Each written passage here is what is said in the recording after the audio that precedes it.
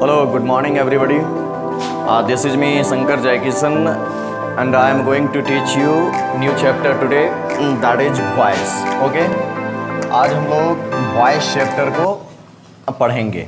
Actually होता क्या है कि voice chapter में स्टूडेंट्स confused रहता है कि हम जो voice पढ़ने जा रहे हैं एक्चुअली ये है क्या. इनफैक्ट ये जो verb होता है ना, verb, ये verb का जो एक्शन मोड होता है, एक्शन मोड के चलते ये या तो एक्टिव हो जाता है या पैसिव हो जाता है. ठीक है, एक्टिव हो जाता है या पैसिव हो जाता है.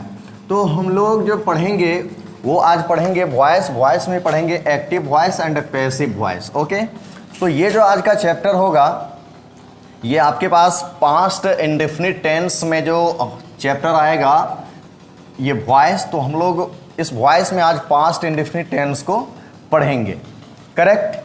तो पास्ट इंडेफिनिट टेंस में if you are going to study past indefinite tense in passive form and active form, तो आपके पास जो एक्टिव फॉर्म होगा, active form as you know आपने जो टेंस पढ़ा है वॉइस के बिफोर आप लोग टेंस पढ़े होंगे, और टेंस में जो है कंप्लीटली चैप्टर आप पढ़े होंगे. तो ये पूरा का पूरा टेंस जो पढ़े हैं ना अभी तक में आप लोग एक्टिव वॉइस पढ़ चुके हैं. एक्चुअली टेंस जो पढ़े हैं वो एक्टिव पार्ट्स आप लोग पढ़ चुके हैं. तो आप लोगों को ये पैसिव पार्ट क्या होता है इसके बारे में जानना बहुत ज़रूरी है. ओके, तो टेंस में ही एक्टिव और पैसिव का पार्ट होता है जिसको हम वॉइस के नाम से जानते हैं. करेक्ट. और वो होता क्यों है कि ये वर्ब का जो एक्शन मोड होता है ना, कि वर्ब का एक्शन मोड कहने का मतलब ये है कि क्रिया किस प्रकार होती है, तो उस पर डिपेंड करता है कि सेंटेंस मेरा एक्टिव है या पैसिव है. एक्टिव का डेफिनेशन आप लोग जानते होंगे, self acted action is known as active voice. And passive का आप लोग अच्छी तरह से जानते होंगे कि an action done by somebody else is known as passive voice. Correct. तो आज हम लोग चर्चा करेंगे एक्टिव वॉइस और पास्ट इंडेफिनिट टेंस की चर्चा करेंगे. तो पास्ट इंडेफिनिट टेंस का एज यू नो कि अगर हिंदी वर्जन में हम लोग जानते हैं, अगर इंग्लिश जानना चाहते हैं तो हम लोग अपने लैंग्वेज को इंग्लिश में डब करते हैं, ना कि इंग्लिश टू इंग्लिश हम डब करते जाएंगे, तो इससे हमें कोई बेनिफिट होने वाला नहीं है. At first know your first language then know English language. तो ये टर्म आपको कंडीशन अप्लाई करना होगा. तो एक्टिव वॉइस में क्या होता है कि पास्ट इंडेफिनिट टेंस का जब आप लोग आइडेंटिफिकेशन पढ़े होंगे, तो आइडेंटिफिकेशन इस टेंस का क्या होता है, आइडेंटिफिकेशन होता है eight the end of the verb. Eight the end of the verb मतलब हुआ कि क्रिया जो होती है ना, क्रिया जैसे मान लीजिए जाना, पढ़ना, खेलना, कोई भी जो एक्शन होता है उसके अंत में जो है पास्ट इंडेफिनिट टेंस में क्रिया के अंत में अगर मान लीजिए ता था लगा हुआ है, ती थी है, ते थे हैं, तो ये फॉर्म अगर इस फॉर्म से रिलेटेड अगर वर्ब आएगा तो वो आपका पास्ट इंडेफिनिट टेंस का एक्टिव वॉइस कहलाएगा. ठीक ना. और इसमें और भी आएगा, जैसे क्रिया के अंत में या रहेगा, ई, ए, ई, आ, ये मात्रा में आएगा, ई, एटसेट्रा. तो ये टर्म से जुड़ा हुआ अगर आपका वर्ब है तो वो वर्ब एक्टिव वॉइस में कहलाएगा. अब कहने का मतलब ये है कि आप देखिए वर्ब कौन सा एक्टिव होगा.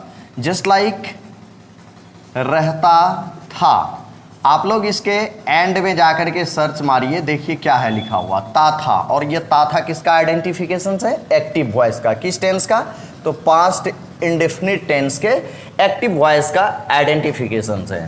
उसी तरह से मान लीजिए खाया, और ये एक्शन कंप्लीट हो चुका है, ये पास्ट की बात है, ये खाने की क्रिया पास्ट में हो गई है.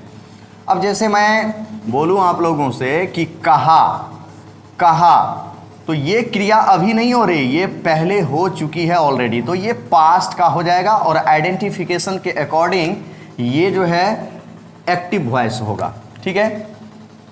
तो ये सब क्रियाएं कौन सी हो जाएगी, एक्टिव वॉइस में कहलाएगी. अब आपके पास दूसरा टर्म आएगा पैसिव वॉइस का, ठीक ना। तो इसी टेंस में पैसिव वॉइस जो आएगा, इस पैसिव वॉइस का जो आइडेंटिफिकेशन जो होगा, आइडेंटिफिकेशन जो है इसी पास्ट इंडेफिनिट टेंस में पैसिव का आइडेंटिफिकेशन ऐसे होगा at the end of the verb, I mean क्रिया के अंत में। One more important things to the students here, if you are identifying the sentence, you will have to focus over the identifications basically, because identifications will be important to you, because if you identify the sentence belongs to active or passive, it will be very easy to you when you are translating a sentence into English version, okay। तो ये passive voice का identification जो होगा, या जाता था, past indefinite tense में passive voice का आइडेंटिफिकेशन है या जाता था, इसी में हो जाएगा ई जाती थी, ठीक ना, ई जाती थी, ए जाते थे। ये सारे के सारे आइडेंटिफिकेशंस जो है हमारे इंडिया के लैंग्वेज हिंदी में जो ये आएगा, और इंग्लिश में जब हम उसी चीज़ को डब करेंगे तो कैसे करना है वो चीज़ मैं आगे बताऊंगा। तो आपको पहले क्रिया के फॉर्म्स को पढ़ना होगा कि वो एक्टिव के फॉर्म में है या पैसिव के फॉर्म में है। तो यहाँ देख रहे हैं आप लोग, या जाता था, ई जाती थी, ए जाते थे, आ जाता था, ठीक है, ई जाती थी। इसके आइडेंटिफिकेशंस कुछ लॉन्ग प्रोसेस्ड होता है, जैसे मान लीजिए या गया, ई गई, ये सारे के सारे जो आइडेंटिफिकेशंस होंगे ना, अगर क्रिया के लास्ट में, I mean at the last of the verb, ये आइडेंटिफिकेशंस अगर एडेड है तो आप समझिए कि ये जो सेंटेंस है ना आपका, ये पैसिव के टर्म का है, करेक्ट। उसी तरह से इसी में और भी आ जाएगा,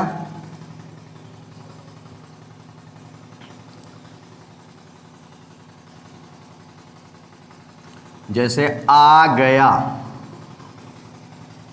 ई गई, ये सारे टर्म्स इसी के आएंगे, etc। अब इस पर रिलेटेड आप एक्टिव और पैसिव के सेंटेंस को जरा ध्यान से देखिए।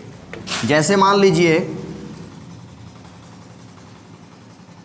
आपके पास एक नॉर्मल सा मैं वर्ब इंडिकेट कर रहा हूं, पढ़ाया जाता था, पढ़ाया जाता था, आई मीन कि वो खुद कोई नहीं पढ़ता था, किसी के द्वारा पढ़ाया जाता था। और जब किसी के द्वारा कोई एक्शन को एक्टेड किया गया है ना, तो that forms of the verb will be into passive form, okay. पढ़ाया जाता था, जैसे अब इसी में मैं बताऊं कि जैसे बताया गया, बताया गया मतलब किसी को बताया गया किसी के द्वारा, या गया। आप यहाँ इसके आइडेंटिफिकेशंस को देखिए, या गया, यहाँ देखिए या गया, तो ये आपका जो वर्ब का फॉर्म है ये पैसिव फॉर्म है, करेक्ट। तो ये तो मैंने आपको इसलिए बताया क्योंकि आप जब हिंदी टू इंग्लिश वर्ब का फॉर्मेशन पढ़ेंगे ना, पैसिव का और एक्टिव का, तो आपको ये वाला टर्म बहुत इंपॉर्टेंट है, क्योंकि इस चीज़ को जानना आपके लिए बहुत ही ज़रूरी है।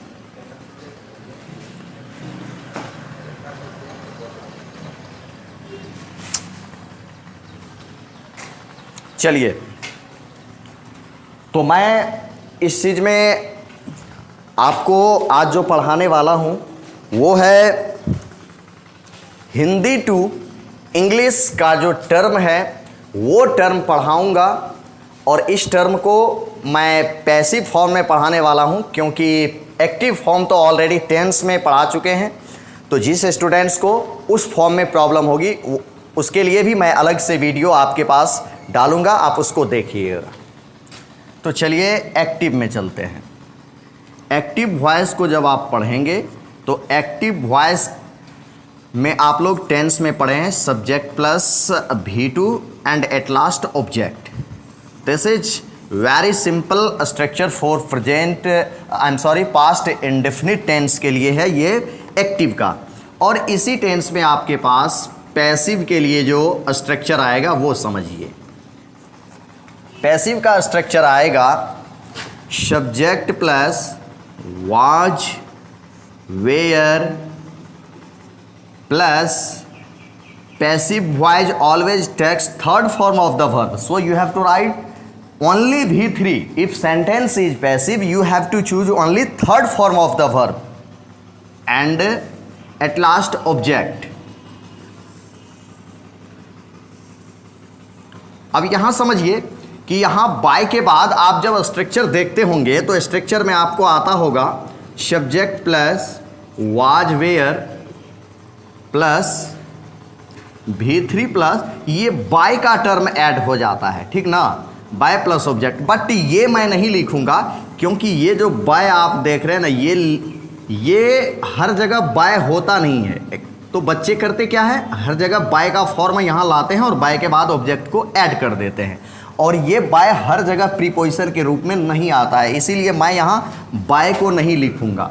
अगर सेंटेंस आएगा जिसमें बाय लगेगा तो बाय लगने का कारण है के द्वारा, किसी के द्वारा अगर काम हो रहा है तो वहाँ पर हम बाय का ऐड करेंगे, लेकिन हर जगह ये बाय ऐड नहीं होगा, वो भी मैं बताऊंगा कहाँ नहीं होगा।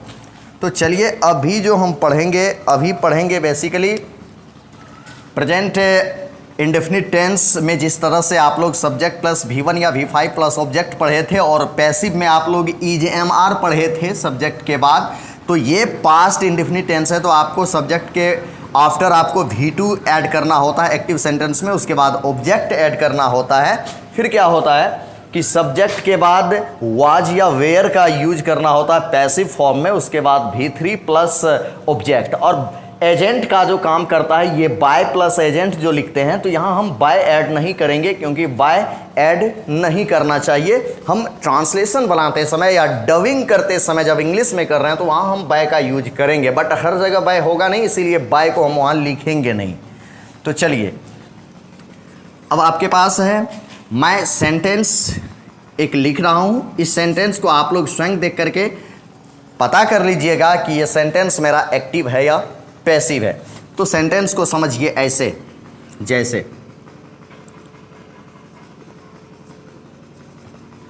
शिक्षक ने हम लोगों को अंग्रेजी पढ़ाई।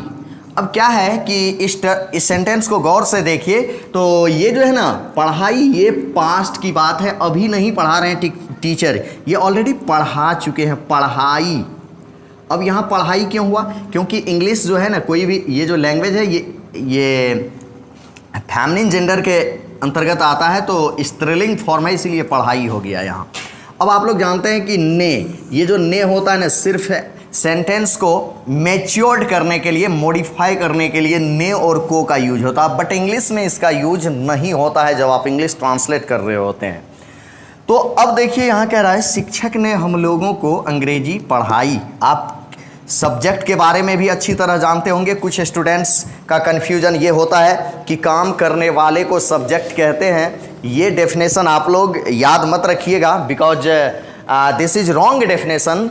बिकॉज आप ही बताइए, अगर काम करने वाले को सब्जेक्ट कहते हैं तो शिक्षक ने अंग्रेजी पढ़ाई, मैं एक पल के लिए मान लूं कि शिक्षक ने अंग्रेजी पढ़ाई, तो काम किसने किया, शिक्षक ने। कौन सा काम किया, पढ़ाने का काम किया। तो इस सेंटेंस में मैं मान लूं कि शिक्षक सब्जेक्ट है मेरा, क्योंकि इसने काम किया। जब मैं आपको ये कहूं कि शिक्षक ने अंग्रेजी नहीं पढ़ाई, तो ये भी तो एक सेंटेंस होगा ना। यस, सेंटेंस होगा, सर्टेनली होगा। और इसमें शिक्षक ने पढ़ाने का काम नहीं किया, तो क्या इसमें शिक्षक ने जो काम नहीं किया तो शिक्षक सब्जेक्ट नहीं होंगे, सर्टेनली होंगे। तो एक बात याद रखिए कि जिसके बारे में आप कुछ बोल रहे हैं ना, वो होता है सब्जेक्ट। तो ये बात विद्यार्थी को अच्छी तरह से जान लेनी चाहिए कि जिसके बारे में हम कुछ कहते हैं वो होता है subject. I mean what about something is said, that is known as subject. तो शिक्षक ने अंग्रेजी पढ़ाई, I am just talking about this teacher, okay. और आदमी अगर किसी पोस्ट पर चला जाता है ना तो उसके पोस्ट के नाम में द आर्टिकल्स का यूज होता है अगर वो सब्जेक्ट फॉर्म में है, करेक्ट। द टीचर ये आपका सब्जेक्ट यहाँ से आ गया। एक्टिव वॉइस का सेंटेंस है, आपको V2 लिखना है तो V2 किसका होगा, वर्ब का होगा। पढ़ाना टीच, V2 फॉर्म आपको लाना है टॉट, करेक्ट, टॉट। अब देखिए आपके पास पढ़ाई तो किसको, हम लोगों को। क्या पढ़ाई शिक्षक ने, अंग्रेजी पढ़ाई। दो दो ऑब्जेक्ट्स के हैं आपके पास, एक ऑब्जेक्ट दो ऑब्जेक्ट। अब सवाल यह आता है कि अगर ऑब्जेक्ट्स दो हैं तो हम किसको पहले सेलेक्ट करें। तो ऑब्जेक्ट सिलेक्शन मेथड भी आपको आना चाहिए। ऑब्जेक्ट सिलेक्शन मेथड को समझिए। ऑब्जेक्ट सिलेक्शन मेथड में होता क्या है कि अगर मान लीजिए इफ यू हैव टू और more than two objects in one sentence, तब आप किस ऑब्जेक्ट को पहले चुनिएगा। तो एक नंबर में देखिए आप किसको, दो नंबर में क्या, तीन नंबर में किससे, चार नंबर में कब। पहले इतना तक को आप लोग जानिए कि इस तरह से 1 2 3 4 टर्म से ऑब्जेक्ट को हम चूज करेंगे, करेक्ट। तो चूज करने के लिए अब देखिए शिक्षक ने हम लोगों को अंग्रेजी पढ़ाई, किसको पढ़ाई। अगर वो मिल रहा है तो उस ऑब्जेक्ट को पहला ऑब्जेक्ट बनाना है। हाँ मिल रहा है, किसको पढ़ाई, हम लोगों को। तो आई मीन अब इसका ऑब्जेक्ट फॉर्म आपको यहाँ लिखना है। हम लोगों को का ऑब्जेक्ट फॉर्म अस होता है, आप अच्छी तरह से जानते हैं। चलिए ये टर्म मेरा कट गया।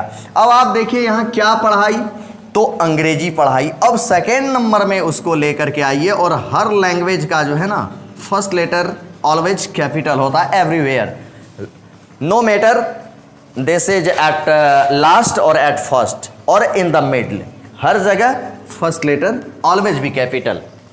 तो ये आपका बन गया एक्टिव। अब देखिए इसी का मैं कर रहा हूं पैसिव। पैसिव कैसे होगा वो देखिए। पैसिव होगा शिक्षक के द्वारा,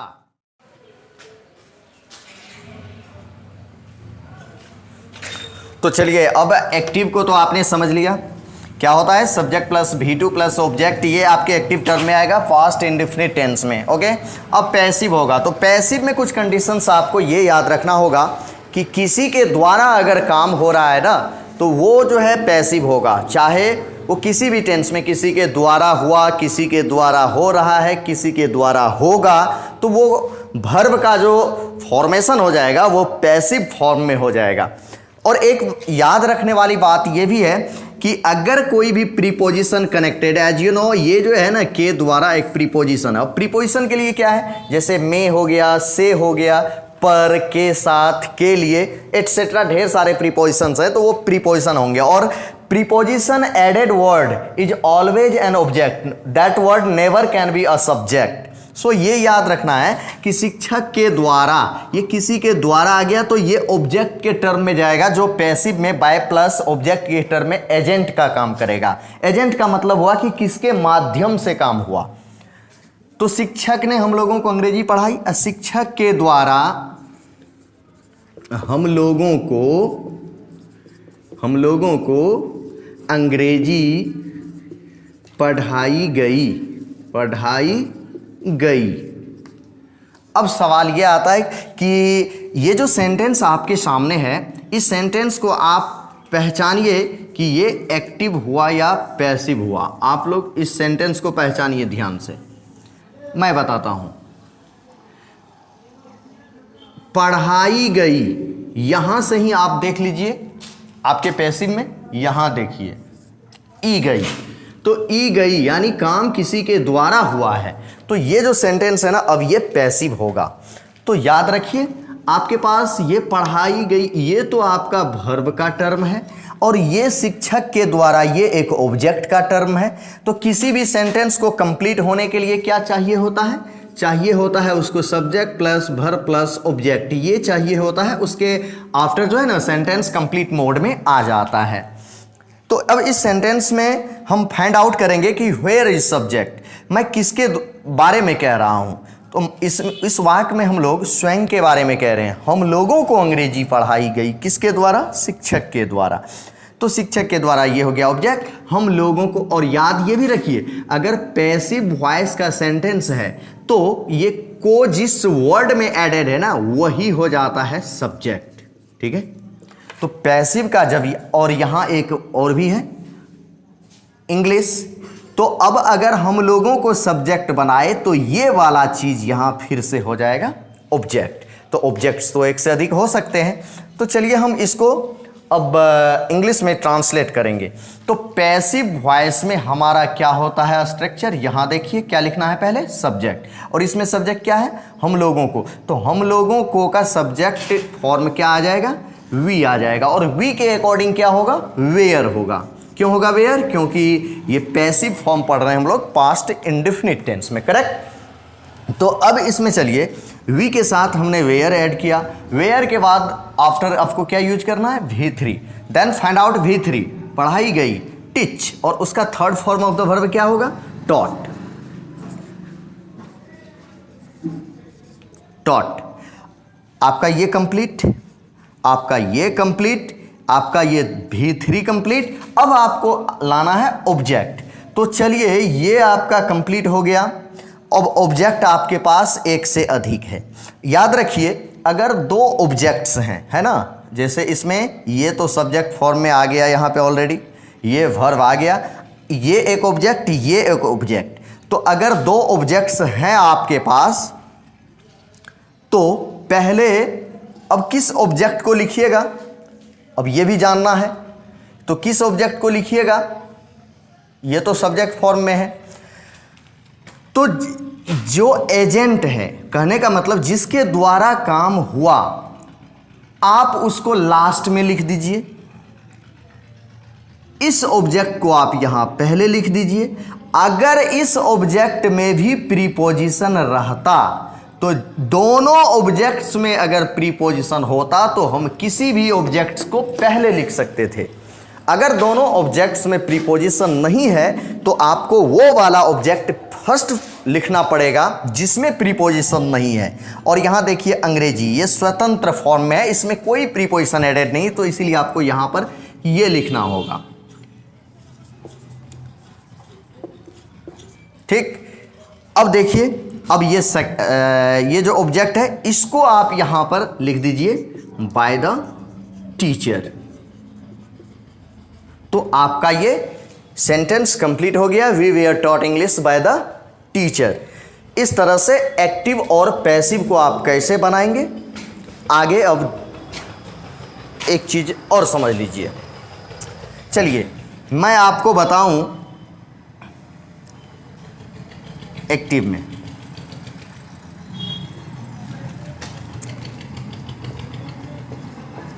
उसने मुझसे कहा, उसने मुझसे कहा, तो उसने कहा, मुझसे कहा, उसने कहा। तो ये देख लीजिए एक्टिव के फॉर्म में है। आइडेंटिफिकेशंस को यहाँ से देखिए, उसने मुझसे कहा, तो उसने का सब्जेक्ट फॉर्म क्या लाइएगा? सब्जेक्ट फॉर्म होगा ही कहा। और किसी को जब कहा जाता है तो वहाँ पर डायरेक्ट नरेशन और इनडायरेक्ट नरेशन दो टर्म में सेंटेंस को लिखा जा सकता है। तो आप समझिए अगर इस कहना का मीनिंग होता है से, क्या होता है? से, और पास्ट टेंस में है तो उसका V2 फॉर्म हो जाएगा सैड, ही सैड। तो उसने कहा। अब क्या है कि जब से वर्ब का हम यूज करते हैं ना तो उस वर्ब के बाद हमेशा टू प्रीपोजिशन को ऐड किया जाता है। अगर हम यहाँ पे टोल्ड लिखते तो यहाँ टू प्रीपोजिशन नहीं होता। और सैड टू मतलब ये आप अगर नरेशन पढ़ेंगे तो उसमें डायरेक्ट नरेशन में सैड का प्रयोग होता है और इनडायरेक्ट में टोल्ड का। तो ही सैड टू, किससे कहा? मुझसे कहा। तो मुझसे का ऑब्जेक्ट फॉर्म क्या हो जाएगा? मी हो जाएगा। ठीक है, अब इसमें क्या होगा कि आपको एक पैसिव का मैं सेंटेंस दे रहा हूं।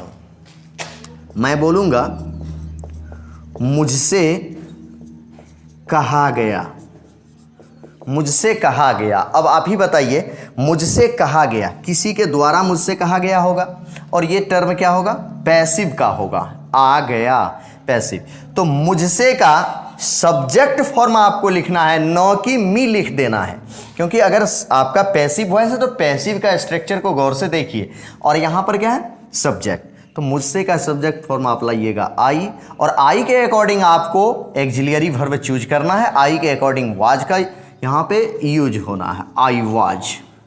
ओके, अब यहाँ पर मान लीजिए कि हम अगर टेल का यूज करते हैं, तो इस कहना के लिए टेल का third form of the verb के फॉर्म में ये आएगा, टोल्ड आ जाएगा, आई वॉज टोल्ड।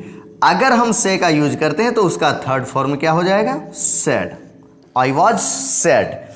अब देखिए ये कंप्लीट, ये कंप्लीट, इसमें अब बाय प्लस ऑब्जेक्ट क्यों नहीं होगा, क्योंकि किसके द्वारा कहा गया वो मालूम नहीं है। अगर यहां पर रहता उसके द्वारा, उसके द्वारा, उसके द्वारा मुझसे कहा गया, अब उसके द्वारा जब होता तो यही आ जाता यहां बाय हिम। जब नहीं है तो हम इसको वहां नहीं लिखेंगे। तो यहां तक आप लोग समझे होंगे कि हिंदी के सेंटेंस को आइडेंटिफाई करके उसे इंग्लिश में डब कैसे करते हैं। अब इसी को मैं समझा रहा हूं कि आप इंग्लिश टू इंग्लिश कैसे करेंगे, ठीक है।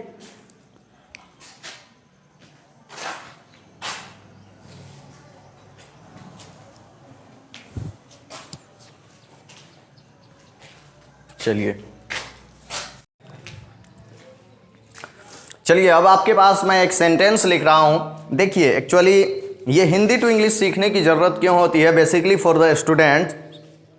इसमें बात ये होती है कि जैसे suppose you are the students of intermediate, वहाँ पर एग्ज़ाम में क्या होती है कि बहुत सारे क्वेश्चंस आंसर्स होते हैं जो लिखना पड़ता है, आप लोगों को समराइजेशन करना पड़ता है, समरी लिखना पड़ता है।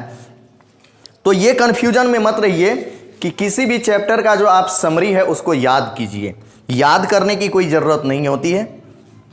आप अगर लैंग्वेज को समझ रहे हैं ना, तो अपने हिंदी लैंग्वेज को माइंड में बैठाइए और इंग्लिश में उसको डब करते जाइए। और इंग्लिश में डब करेंगे कैसे, जब आपके पास ये एक्टिव और पैसिव के सेंटेंस का आइडेंटिफिकेशंस माइंड में मेकअप होगा और स्ट्रक्चर्स आपके दिमाग में रहेगा, तो सर्टेनली आप विदाउट हेजिटेशन आप किसी भी सेंटेंस को कंप्लीटली आप ट्रांसलेट कर सकते हैं। और इस तरह से अगर ट्रांसलेट करने की क्षमता आप में हो जाएगी तो आप समराइजेशन आसानी से कर सकेंगे। कोई भी सेंटेंस हो हिंदी से इंग्लिश में आप उसको कर पाएंगे और बोल पाएंगे। तो यहां पर आपके पास एक सेंटेंस मैं दे रहा हूं, आप लोग इसको ट्राई कीजिए कि कैसे बनाना है। चलिए सेंटेंस है आपका, कोविड-19 के कारण, कोविड-19 के कारण पूरे हिंदुस्तान में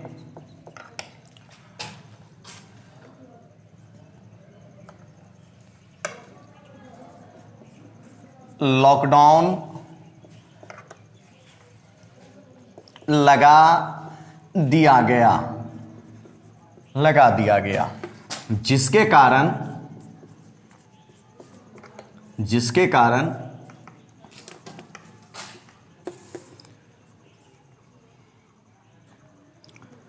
छात्रों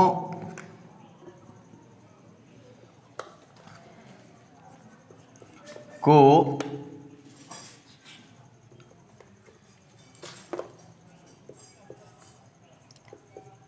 परेशानी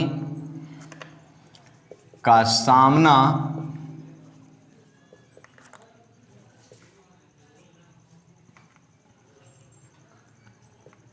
करना पड़ता है।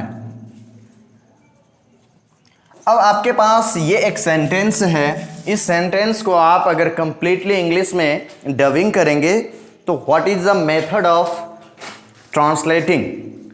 तो ट्रांसलेटिंग मेथड जो होता है सबसे पहले तो आप सेंटेंस को गौर से देखा कीजिए कि सेंटेंस कह क्या रहा है। आपका सेंटेंस आपसे कह रहा है, यहां देखिए, कोविड-19 के कारण, ठीक है, पूरे हिंदुस्तान में, ठीक है, यहां तक आए, लॉकडाउन लगा दिया गया। यहां पर एक सेंटेंस का सेंस कंप्लीट हो रहा है। तो आपके पास अब ये सेंटेंस यहां तक पहला हो गया। दूसरा जो है, जिसके कारण छात्रों को परेशानी का सामना करना पड़ता है। चलिए इसको हम डब करते हैं। अब ये देख रहे हैं ना, के कारण, ये देख रहे हैं। तो अब आपको मैंने बताया था कि प्रीपोजिशन एडेड जितने भी वर्ड्स होते हैं वो हमेशा ऑब्जेक्ट होता है। और याद ये रखिए कि आप ऑब्जेक्ट को आप एट फर्स्ट भी लिख सकते हैं। एट फर्स्ट भी लिख सकते हैं आप। तो अब जैसे है कोविड-19 के कारण, तो के कारण as you know due to होता है, ठीक है। ड्यू टू के कारण का मीनिंग कंप्लीट। अब उसके बैक पोर्शन में जो वर्ड है उसको लिखिए, due to covid, okay, due to कोविड-19। कोविड-19 के कारण यहां लगा दीजिए कॉमा, सेंटेंस कट आउट हो जाएगा यहां से, ये पार्ट इसका इसमें आ गया। अब देखिए, पूरे हिंदुस्तान में लॉकडाउन लगा दिया गया। अब लगा नहीं, लगा दिया गया, ये पास्ट इंडेफिनिट का पैसिव सेंटेंस है ये। और मैंने क्या कहा था, जिस वर्ड में कोई प्रीपोजिशन ऐड हो जाए, हिंदुस्तान में है ना यहाँ एक प्रीपोजिशन, तो ये वाला वर्ड ऑब्जेक्ट हो जाएगा। लगा दिया गया, लगा दिया गया, ये आपका हो गया यहां से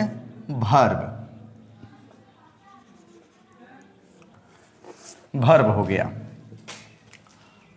तो अब इसमें ध्यान से देखिए, ये पार्ट एक ऑब्जेक्ट था, एक ऑब्जेक्ट को मैंने शुरू में ही ले लिया, कोई दिक्कत नहीं है, ये ऑब्जेक्ट टर्म फर्स्ट में आ गया। अब इधर भी है यहां ऑब्जेक्ट, तो इसको हम लास्ट में कर देंगे, कोई दिक्कत नहीं है। अब आप लाइए यहां से सब्जेक्ट, लॉकडाउन। और लॉकडाउन एक सिचुएशन का नाम होता है और ये सिंगुलर फॉर्म में होता है। तो पास्ट इंडेफिनिट के पैसिव में आपके पास स्ट्रक्चर क्या था? स्ट्रक्चर था subject plus was were plus V3 plus object. तो आपके पास ये सब्जेक्ट हुआ, वाज वेयर के टर्म में से आप सेलेक्ट करके लाइए, तो आपका टर्म आएगा वाज, ठीक है, वाज। अब आपको सेलेक्ट करना है V3। तो कोई चीज यहां क्या कर दिया गया है, लॉकडाउन लगा दिया गया। ये कोई चीज नहीं है जो किसी चीज पर लगा दिया गया, पेस्ट कर दिया गया, वो नहीं। तो कोई ऐसा सेंस जो सिर्फ मेंटली सेंस के अंतर्गत आता है, लगा देना, ये लॉकडाउन लगाना, ये कोई ऐसा चीज नहीं है कि जो आपको दिखाई देगा। ये एक इमेजिनेटिव वर्ब है, और यहां पर इमेजिनेटिव वर्ब यानी काल्पनिक वर्ब है। इसको आप लोग लिखेंगे कैसे, तो अप्लाई लिखेंगे, और अप्लाई का V3 आपको लिखना है, चूंकि पैसिव का टर्म है। तो आप लोग यहां पर लिखेंगे अप्लाइड, लॉकडाउन वाज अप्लाइड, ठीक है, पूरे हिंदुस्तान में, in all over India. Hindustan भी लिख सकते हैं, तो हम इंडिया लिखेंगे तो सुनने में थोड़ा सा बेटर लगता है, बट हमारा हिंदुस्तान वर्ड भी अच्छा ही है, तो हम ये लिखें। अब देखिए, ये वाला टर्म मेरा कंप्लीट हो चुका है। अब आगे के पार्ट को हम यहां से इसमें ऐड करेंगे, जिसके कारण, अब जिसके कारण आप एक देख रहे कनेक्टिंग वर्ड है, जिसको हम इंग्लिश में कहते हैं for that reason, for that reason, जिसके कारण। तो ये कंप्लीट हो जाएगा यहां से। उसके बाद आएगा छात्रों को परेशानी का सामना करना पड़ता है। अब देखिए यहां से ना पड़ता है, आप ये टर्म तो अगर किसी को कुछ करना पड़ता है तो आपके पास जो स्ट्रक्चर इसका बन के आता है वो होता है यहाँ subject plus has have plus 2v1 infinitive form plus object. तो ये एक चैप्टर होता है जो आप लोग टेंस के बिफोर ही पढ़ते हैं। इस चैप्टर का नाम होता है use of infinitive with verb to have. तो ये उसी के अंतर्गत है। ना पड़ता है रहने पर हैज हैव का यूज होता है, उसके बाद 2v1 का यूज होता है। अब किसको परेशानी का सामना करना पड़ता है? छात्रों को। तो को का तो मीनिंग होता नहीं है। ये सेंटेंस एक नॉर्मल सेंटेंस है। हम इस स्ट्रक्चर पर इसको बैठाएंगे क्योंकि ना पड़ता है के लिए अलग ही स्ट्रक्चर होता है। ना है या ना पड़ता है, subject plus has have plus 2v1 plus object. ठीक है। अगर एक एंगल से मैं इसको डिटेल में बताऊं तो ये प्रेजेंट इंडेफिनिट का ही सेंटेंस है। यहां पर ये हैज v5 है और यहां पर ये हैव v1 फॉर्म में है। अगर इसको एक्सिलियरी वर्ब के अकॉर्डिंग आपको बताऊं तो ये use of infinitive with verb to have का चैप्टर है। तो आप इसको ऐसे समझिए, छात्रों को छात्र एक से अधिक है और कोई फिक्स्ड स्टूडेंट्स नहीं कि सिर्फ इतने ही छात्र, जनरल स्टूडेंट्स है। तो जनरलाइजेशन में द आर्टिकल का यूज प्लूरल फॉर्म में नहीं करते हैं। ठीक है। स्टूडेंट्स, अब स्टूडेंट्स के अकॉर्डिंग यहां पर प्लूरल फॉर्म में है तो आपको हैव चूज करना है। Then you have to select infinitive form of the verb 2 + v1। तो यहां पर सामना करना, एज यू नो, सामना करना कहते हैं ना कि मुझे बहुत सारी कठिनाइयों का सामना करना पड़ता है, फेस करना पड़ता है, तो वही होता है टू फेस। एक फेस का मतलब चेहरा भी होता है और टू फेस माना सामना करना भी होता है।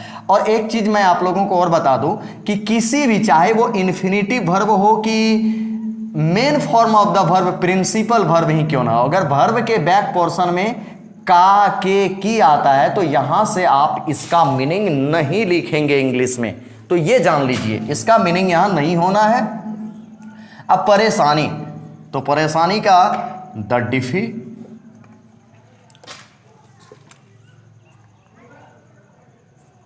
डिफिकल्टी। अगर यहां परेशानियों होता तो यहां पर हम लिख देते डिफिकल्टीज। करेक्ट। तो ये आपका पैसिव टर्म हुआ। अब आप लोग और ये जानिए,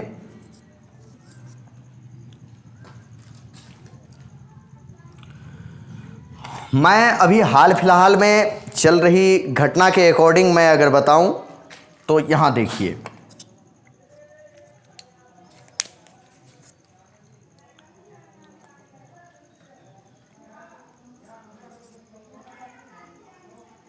सौ से अधिक लाशों को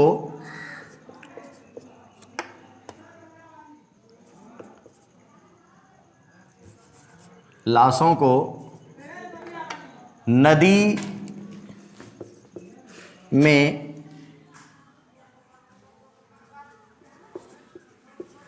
फेंक दिया गया। करेक्ट। या गया। तो इसके अकॉर्डिंग देखिए, वो लाश सिर्फ अपने से नहीं उसमें गया, किसी के द्वारा उसको फेंका गया, है ना। तो 100 से अधिक लाशों को नदी में ऑब्जेक्ट हो गया, फेंक दिया गया, ये वर्ब का टर्म आ गया। ठीक है। और यहां से अकॉर्डिंग टू आइडेंटिफिकेशंस ये सेंटेंस बिलोंग करेगा पास्ट इंडेफिनिट टेंस के पैसिव फॉर्म में। ठीक ना। तो अब चलते हैं हम लोग इसको सॉल्व कैसे करें। तो सॉल्व करने के लिए आपके पास यहां पर नॉर्मल सा एक स्ट्रक्चर होता है जो आप लोग जानते हैं। क्या स्ट्रक्चर होता है पैसिव का? Subject plus was were plus होता है v3 प्लस होता है ऑब्जेक्ट। इस टर्म पे आप बैठाते जाइए ना, ये पास्ट इंडेफिनिट के पैसिव का स्ट्रक्चर फॉर्म है। तो अब इसको करेंगे क्या, हमारा, मैं किसके बारे में कह रहा हूं? 100 से अधिक लाशों को, इनके बारे में मैं कह रहा हूं, नदी में फेंक दिया गया। तो जिसके बारे में मैं बोल रहा हूं ना, तो वो हो जाएगा हमारा सब्जेक्ट। तो चलिए आप सब्जेक्ट को कैसे चुनिएगा इसको भी समझिए। अब इसको लिखने का तरीका क्या होगा? अब यहां अगर हम ऐसे लिख दें कि 100 फ्रॉम वेरी डेड बॉडीज एकदम गलत होगा। तो इसको सही हम करेंगे कैसे वो जानिए।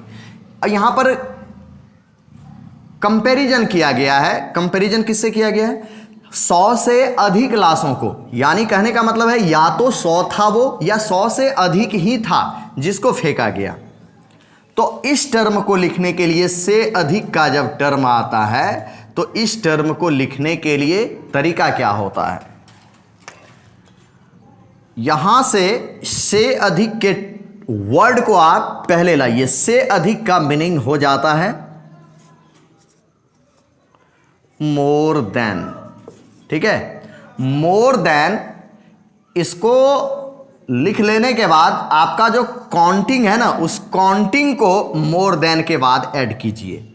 मोर देन 100, मोर देन 100 लाश, as you know dead body. तो आपको करना है डेड बॉडीज, एक से अधिक है ना, इसीलिए डेड बॉडीज। अब समझिए ये आपके सब्जेक्ट का टर्म यहां कंप्लीट होता है और लाश है एक से अधिक, so you have to choose here were. Were then V3 फेंकना, as you know throw, and third form throne.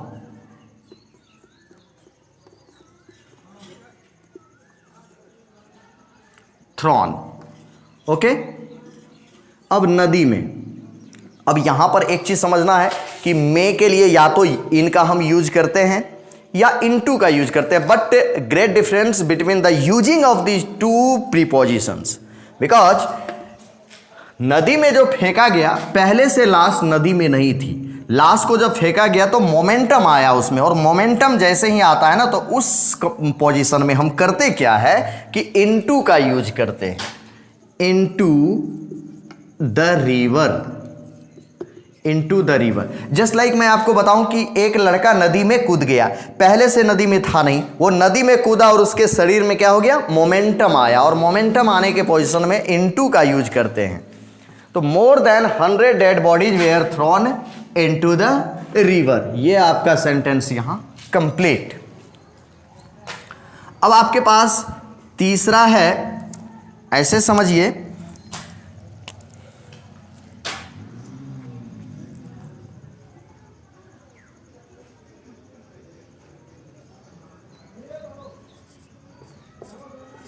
Doctor APJ Abdul कलाम को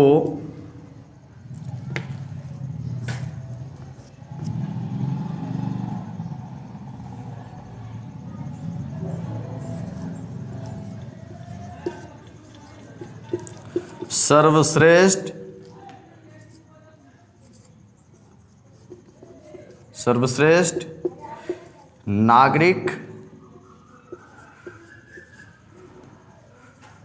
पुरस्कार से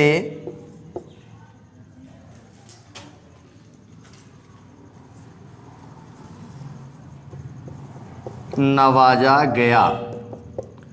थोड़ा सा आप लोग को देखने में प्रॉब्लम हो रही होगी क्योंकि ये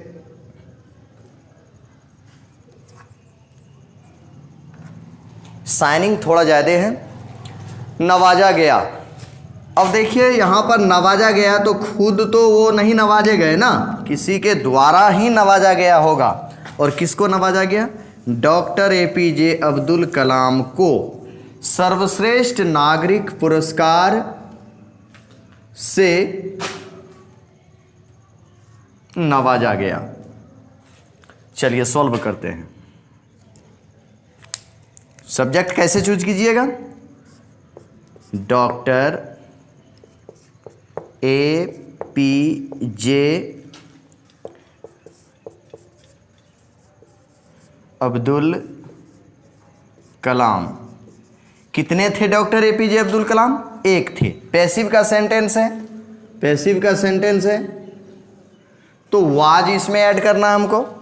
was, doctor APJ Abdul Kalam was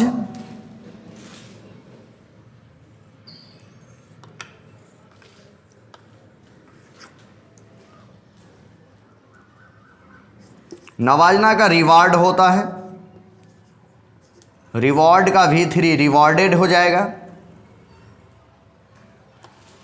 और जिस चीज से नवाजा गया उस चीज में विद प्रीपोजिशन का यूज होगा। रिवॉर्डेड विद किस चीज से? सर्वश्रेष्ठ नागरिक पुरस्कार से। और आपको पता होना चाहिए कोई भी प्राइज हो उसमें वो स्पेशल प्राइज होता है और उसमें द आर्टिकल हमेशा यूज होता है। द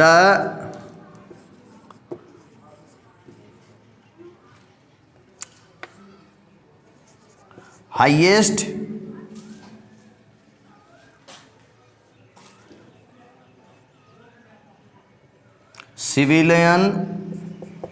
सिविलियन अवार्ड,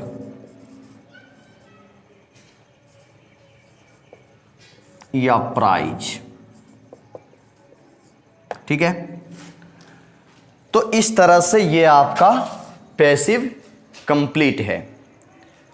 मैं एक और बता रहा हूं, इसके बाद मैं चला जाऊंगा इसके नेगेटिव फॉर्म में। तो आपके पास जो ये सेंटेंस है ये समझिए।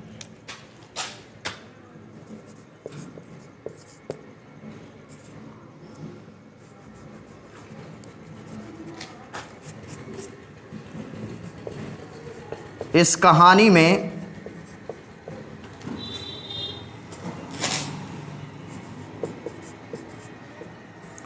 भारत की सभ्यता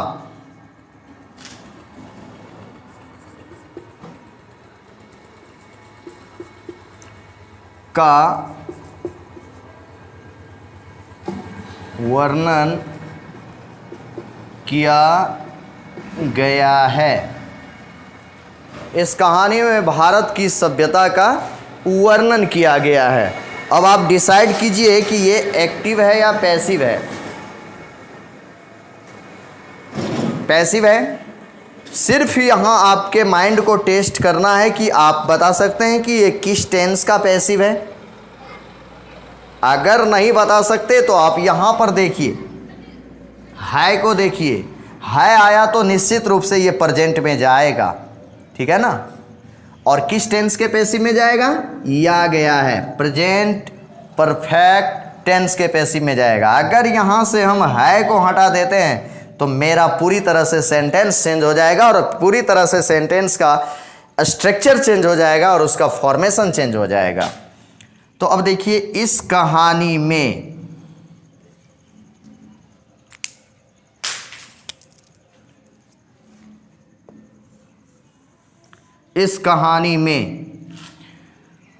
में लगा है, ऑब्जेक्ट हो जाएगा। भारत की सभ्यता का वर्णन किया गया।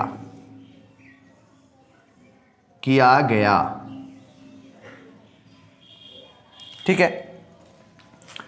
तो वर्णन करना आप जानते हैं कि ये क्या है? वर्ब है। तो इस कहानी में ये तो ऑब्जेक्ट हो जाएगा। तो मैं किसके बारे में कह रहा हूं? भारत की सभ्यता का वर्णन किया गया। और वर्ब के बैक पोर्शन में है का, इसीलिए ये हो जाएगा कैंसिल आउट। इसका कोई मीनिंग नहीं होना है। लेट्स सेलेक्ट सब्जेक्ट, भारत की सभ्यता। अगर आप इसको लिखेंगे तो दो टर्म में लिख सकते हैं, द सिविलाइजेशन ऑफ इंडिया। एक टर्म में लिखना चाहते हैं तो इंडियन सिविलाइजेशन, जिसको हम भारतीय सभ्यता कहते हैं। तो चलिए हम एक टर्म में ही लिख देते हैं, इंडियन सिविलाइजेशन। ठीक है। इंडियन सिविलाइजेशन आपका यहां से पैसिव फॉर्म है, पास्ट इंडेफिनिट का। इंडियन सिविलाइजेशन एक है, इसीलिए वाज होना है। वाज वर्णन करना, आप जानते हैं वर्णन करना एक्सप्लेन होता है, डिस्क्राइब होता है, तो हम या डिस्कस होता है, चर्चा की गई है। तो यहां पर इंडियन सिविलाइजेशन वाज